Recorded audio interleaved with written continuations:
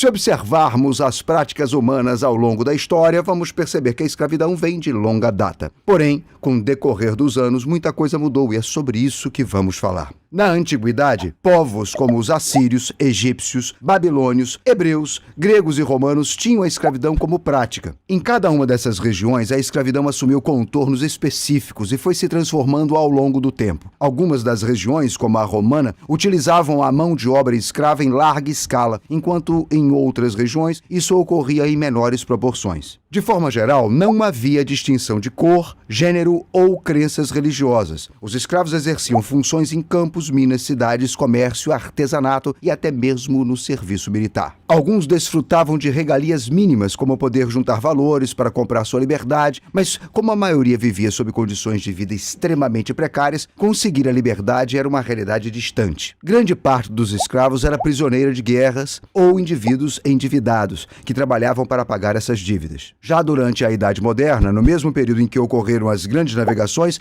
a escravidão ganhou contornos muito mais específicos. Nesse contexto, a montagem do sistema colonial, inserido na lógica mercantilista, tornou a escravidão uma atividade muito rentável. E nesse novo panorama histórico, a questão racial foi introduzida para justificar a escravização de africanos. A partir daí, a escravidão foi adotada em termos continentais e milhões de escravos foram trazidos para as três Américas. Estima-se que foi um total de 12 milhões de escravos, dos quais 4 milhões vieram para o Brasil. Claro que tivemos outros modelos de trabalho compulsório, como a mita e a encomenda na América Espanhola, através das quais se explorava a mão de obra dos indígenas. E no caso da América Portuguesa, ou seja, no Brasil, a escravidão concentrava-se também na mão de obra do indígena. A escravização do indígena aconteceu principalmente na extração do pau-brasil. E a partir do momento em que a produção de açúcar se tornou o principal produto econômico da colônia, ocorreu a transição para a utilização da mão de obra do escravo africano. Entre as muitas razões para explicar este processo, podemos citar uma redução demográfica gigantesca por causa de doenças que dizimavam as populações nativas,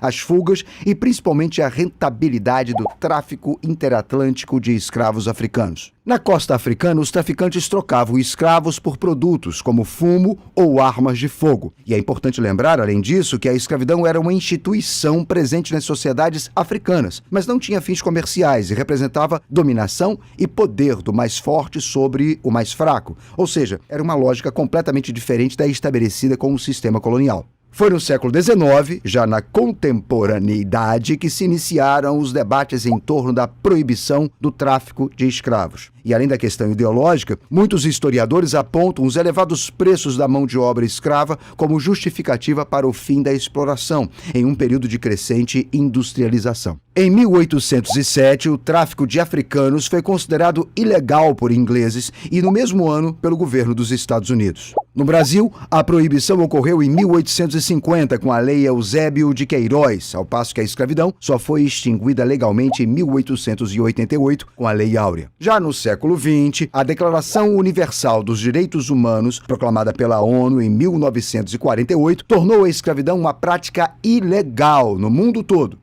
Segundo seu artigo 4º, abre aspas, ninguém será mantido em escravidão ou servidão. A escravidão e o tráfico de escravos serão proibidos em todas as suas formas. Fecha aspas. Se fôssemos considerar exclusivamente o que prevê a lei, não existiriam mais escravos no mundo contemporâneo. No entanto, estima-se que ainda na atualidade, mais de 40 milhões de pessoas no mundo, incluindo um quarto de crianças, vivem atualmente em regime de escravidão pacífico. Pois é, minha gente, esse assunto é denso e tem muitas informações, mas espero que com a nossa explicação você tenha entendido tudo perfeitamente. Então,